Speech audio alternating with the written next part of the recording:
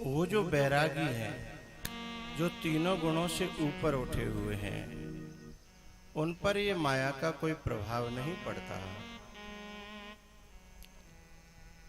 इसलिए ये गई जहर पिलाने के लिए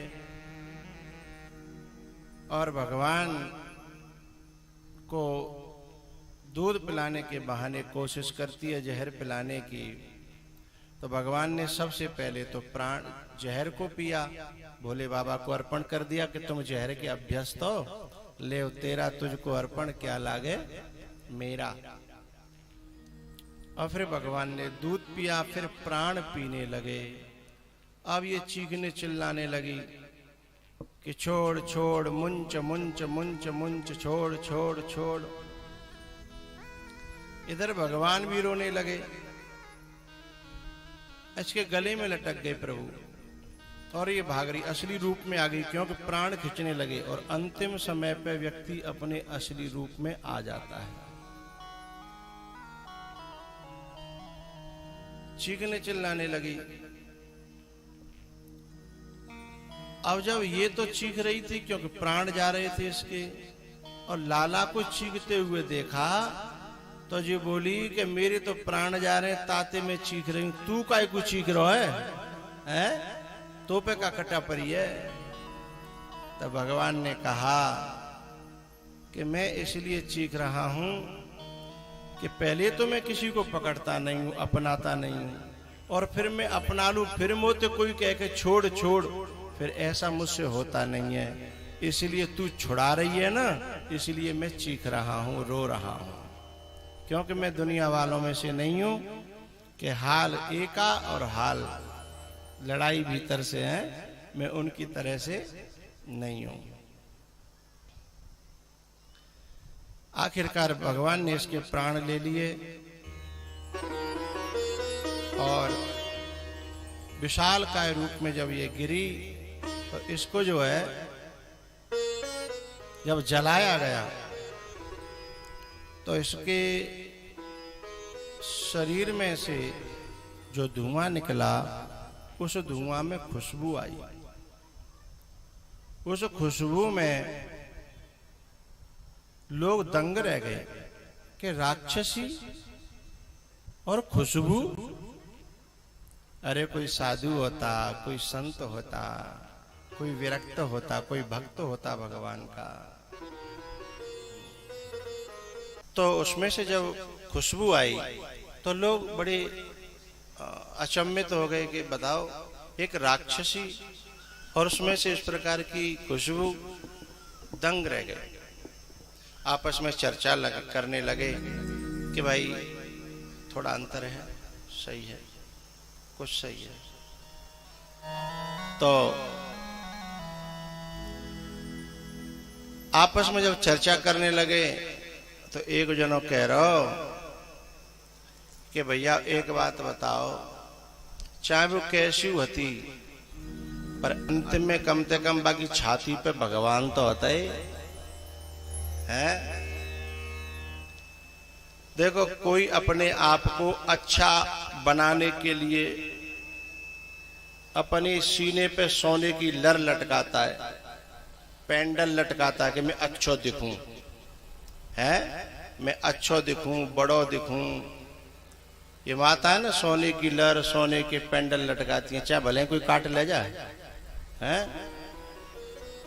वैसे कथा में बढ़िया कपड़ा पहन के आओ, बढ़िया नहा धो के साफ सफाई से आओ, कोई दिक्कत ना है।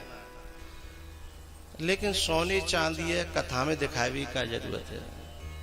अपने पार्टियों में दिखाओ, फंक्शन में दिखाओ, और फिर दिखाओ तो कोई काट ले जाए तो रो मत, हैं। जब तुम पे ज्यादा लटके फिर रो है। तो देखो, दो चीजें, एक तो जूता चप्पल फटे पुराने पहन के आओ ताकि कथा पे ध्यान दे सको, और नहीं तो एक ध्यान मारे वो कह रही 2000 के पहरे मैंने। तो साड़ी कपड़ा और बढ़िया पहन के आओ। हाँ, तुम पे मन ना मानो सोने चांदी को पहरवे तो नकली पहरो, काटे वारो मूड पकड़ के रोए, चोरी करे वारो मूड पकड़ के रो है कि जी मोते बड़ो चोर ने करो। तो हम लोग अपने सीने पे, गला बहुत खा रहा है बेटा, अपने सीने पे सोने चांदी की मालाएं डालते हैं। कुछ लोग हीरा पहनते हैं, कुछ लोग मोती पहनते हैं, कुछ लोग पन्ना, पुखराज, जवाहरात पहनते हैं। ये हैं राजसी लोग। लेकिन जो सात्विकी लोग होते हैं वो तुलसी की माला पहनते हैं, रुद्राक्ष की माला पहनते हैं, गले में अपने गुरु का दिया हुआ रुद्राक्ष का या तुलसी का मनिया डालते हैं। वो उनका अपना सात्विकी श्रृंगार है। संसारी लोग क्रीम लगाएंगे, पाउडर लगाएंगे, जन कितने कितने प्रकार के जन काका पोतेंगे, और भगवान को भक्त होगा तो तिलक लगावेगा, हैं?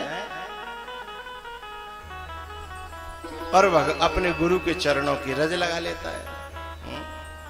उसका श्रृंगार ये है।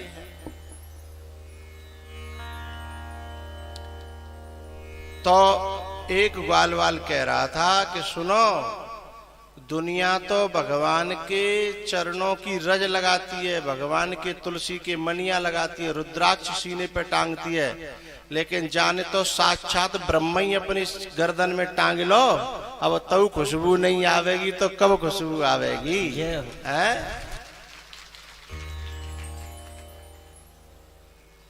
जाने पूरा परमात्मा परम ब्रह्म अपने गले में लटकायो।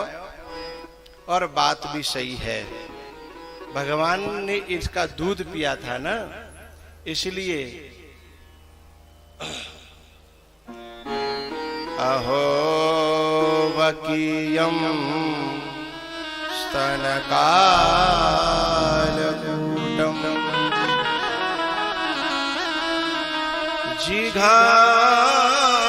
जिघांसया पाययदप्यसाध्वी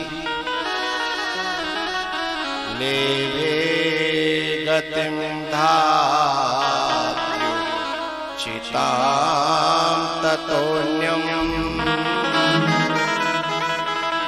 कं वा दयालुं शरणं व्रजेम, कं वा दयालुं